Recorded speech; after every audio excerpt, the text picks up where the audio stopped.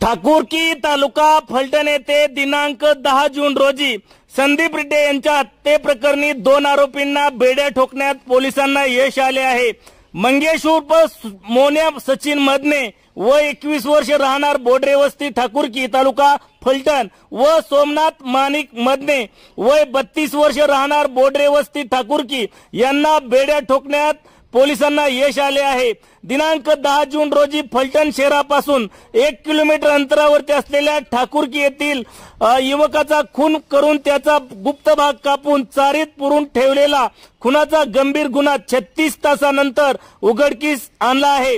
स्थानिक गुन्हे अन्वेषण शाखा सातारा व फलटण शहर पोलीस ठाणे यांच्या संयुक्त विद्यमाने ही कारवाई करण्यात आली आहे। जिल्हा पोलीस प्रमुख तुषार दोशी यांच्या मार्गदर्शनाखाली अप्पर पोलीस अधीक्षक वैशाली कडूकर, गुन्हे अन्वेषण विभागाचे अरुण देवकर, उपविभागीय पोलीस अधिकारी राजू नवले यांच्या मार्गदर्शनाखाली गोपनीय बातमीदारांचा वापर करून आरोपींचा शोध घेतला आणि त्यांना अटक करण्यात यश मिळवले आहे। आरोपींनी सुपारी ठरवून संदीप रेड्डीचा खून केल्याची कबुली दिली आहे। आरोपींपैकी एकाने सांगितले की त्याच्या चुलत भावाच्या सांगण्यावरून त्यांनी 5.5 लाख रुपयांची सुपारी ठरवून खून केला। त्या घटनेतील आरोपी दोन्ही व्यक्तींवर भारतीय न्याय संहिता कलम 103(1) 238 अंतर्गत गुन्हा दाखल करण्यात आला आहे।